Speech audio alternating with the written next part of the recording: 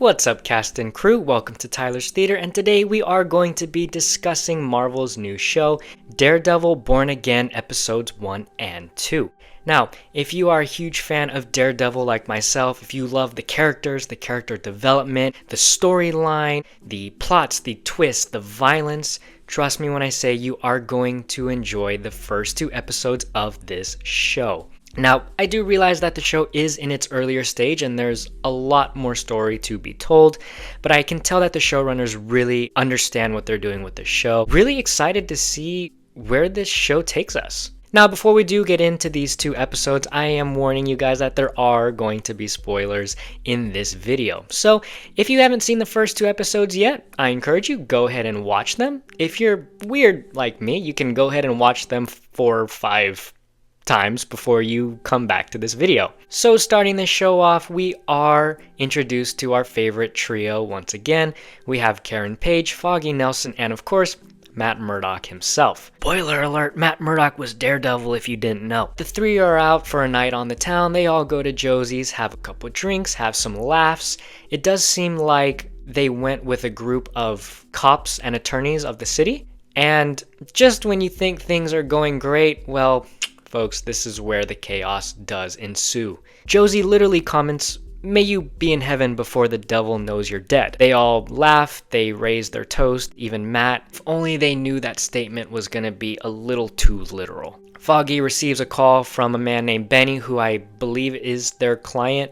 Foggy takes the call outside and Matt can hear that something is not right. Matt and Karen then do join Foggy and basically ask what's going on, and Foggy tells them Benny is being threatened by somebody. Matt says, you know what, I'll go check on him, and does the classic run in an alley probably and throw on his red tights, and then he starts swinging around the streets of New York City. I will say it was great to see Matt Murdock in his red suit once again, swinging through the streets of New York. We never really did get to see Daredevil swinging in the original show. I mean, for obvious reasons, the show back then didn't have a huge budget and they wanted to keep it a lot more grounded. I will say some of the swinging sequences, the CGI looked a little bit awkward in some moments, but for the most part, I think it was very enjoyable. You can tell that this show has a lot higher budget than the original Netflix version. However, I'm not quite sure if I prefer it better because I did kind of like that practical feel that the Netflix version had. We do cut to the next scene of a fly on a light, and this fly is tragically killed by a paper clip that is thrown at it. Poor fly. But we are introduced then to Bullseye. We see the classic crosshair symbol on his gloves. We see it later on in his aim sights of his weapon, and we do come to realize that this whole thing was indeed a trap that Bullseye did set up. As Matt is swinging around, he hears the conversation between Benny and Foggy and begins to hear the gun cocking in the distance. When Matt realizes that there is a problem, he turns right around and swings right back. The classical, oh, I left my house 5 minutes ago and then realized, crap, I forgot my wallet at home, I gotta go back and get it. This, folks, is when the sadness begins. Foggy is indeed shot by Bullseye. Bullseye still has his strange fascination with Karen.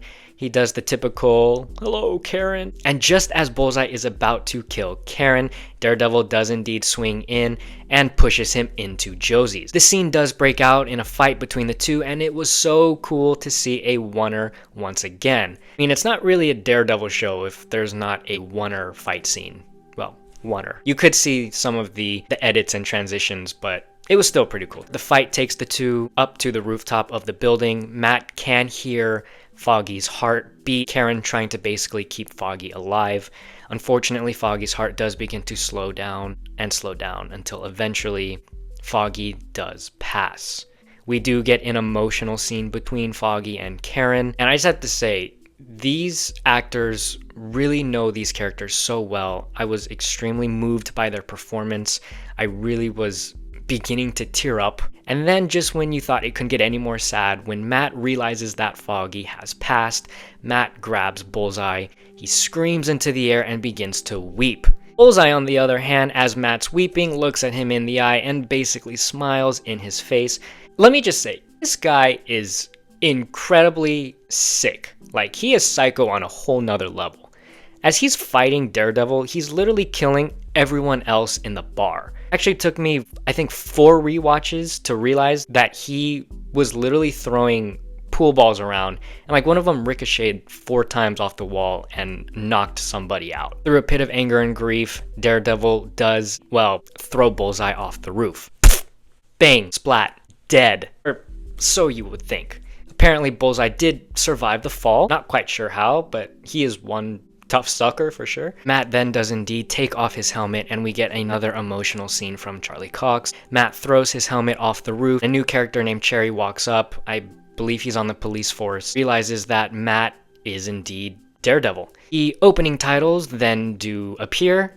I really liked the opening intro, but I don't think it quite compared to the Netflix version in my opinion. Fast forward 1 year later, we then do see Matt once again, and he actually seems like he's doing pretty well. He's given up the cowl. He's living in a pretty nice apartment. However, I did miss his old apartment. I really liked the aesthetic. It's almost like his apartment was a character in its own way, but I'm glad the dude's living well. We also then are introduced to Fisk for the first time in the show, and of all things, he's eating an omelet, like always.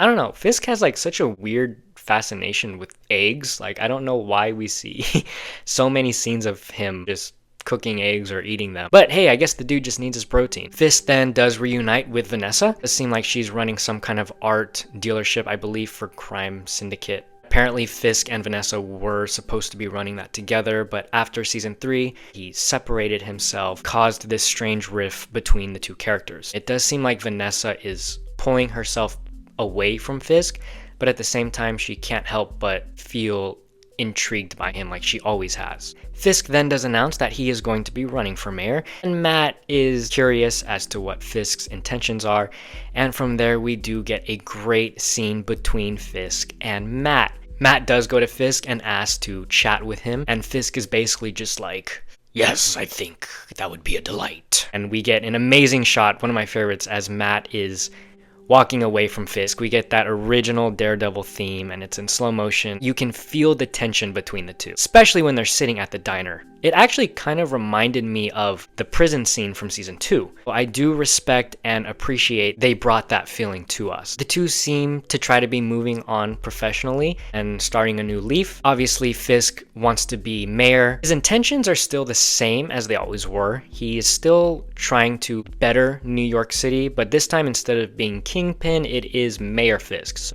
His tactics, as of right now, are a little bit different. As for Matt, Matt's just trying to live a violent-free life, trying to ignore Daredevil, be the best lawyer that he can be, and just try to live like a normal guy. So it's very interesting to see how these characters are in the position that they are right now, even though we know that deep down, their true personalities, though they both choose not to show them yet, are still in there, and we're just waiting for them to explode. And that's what's always been so great about the Daredevil show. You never really know what's going to happen next. The characters make decisions that are not predictable. Even though we know these characters so well, you never know what they're going to do or what's going to happen, whether that's Matt Murdock, Fisk, Punisher, the list goes on. Murdock doesn't get in a new relationship with Dr. Heather.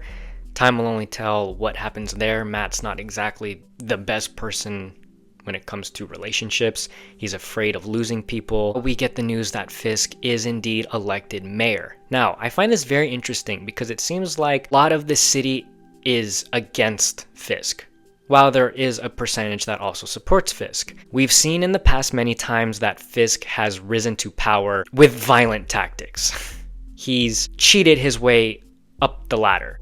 The question is, was Fisk elected fairly? And that's a very good question to ponder on, as we know of Fisk and what he's done in the past. We get a great shot of Fisk standing on top of a building and Matt Murdock at the bottom. I really like the lighting in that scene. Matt has like a red light on him and Fisk has a bright light on him. And I think that's a great indication of where the characters currently are in the moment. Fisk is one step, I believe, higher than Matt, even though Matt is doing pretty well. But you can just feel Matt's curiosity and even vengeance a little bit.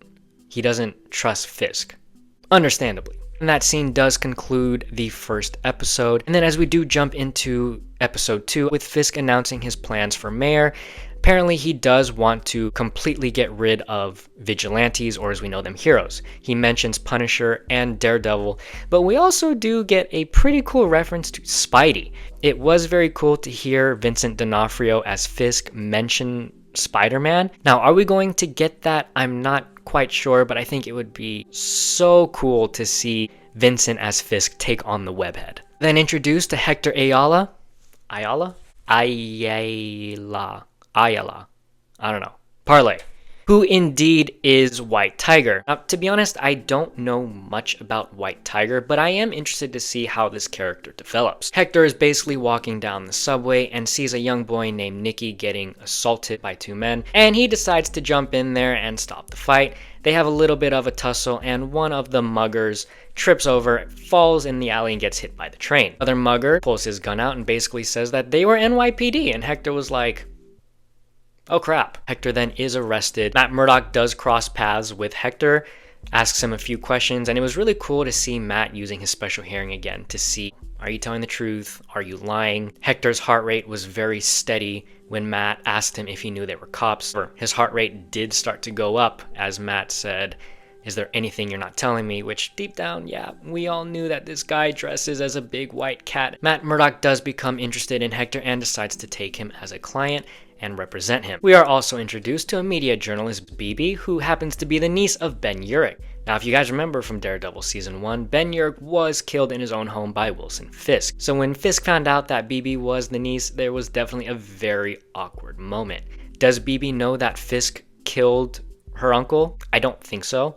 But because the scene was so awkward, I'm not ruling out the possibility that she does know. And Heather is doing a book signing and she meets a very awkward young boy who basically says he needs her help. I do think that this young boy is Muse, but only time will tell. We did see Muse painting a picture of Fisk on the wall when Fisk was officially elected mayor. The police commissioner also goes to Fisk and basically says, hey dude, I don't want to work for you, so I'm basically done and I'm going to take a lot of the cops with me.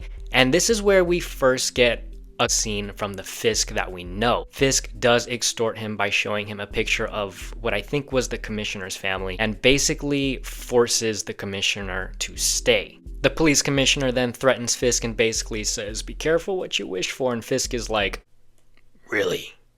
I'm not intimidated. We get a great scene between Cherry and Matt over by the water, and Cherry basically asks Matt, hey, you're not just taking this case with Hector because he's a superhero, right? Like, you're living a pretty good life right now. I think you should keep it that way. Matt basically says, nope, that part of my life is over.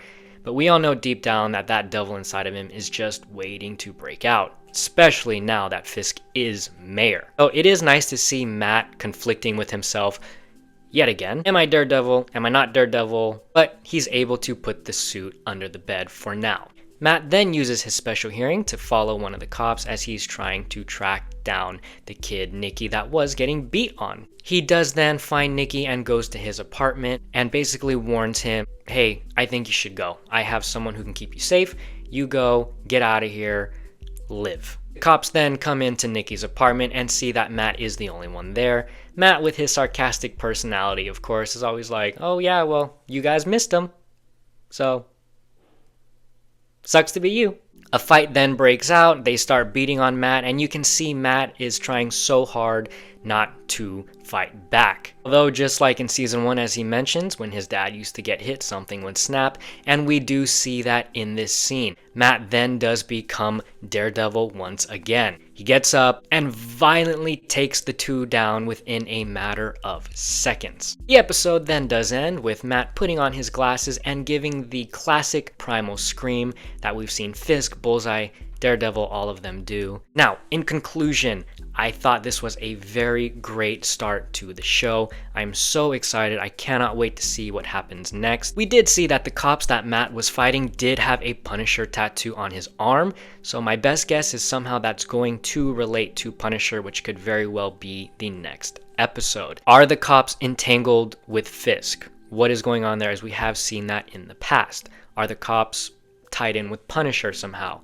But as for now, it's just great to see the devil back in action, and I am so excited to see what this show brings to us in the future. Let me know what you guys think in the comments down below. Don't forget to like, subscribe, and share. As for this video though, that is a wrap, and I will see you guys in the next video.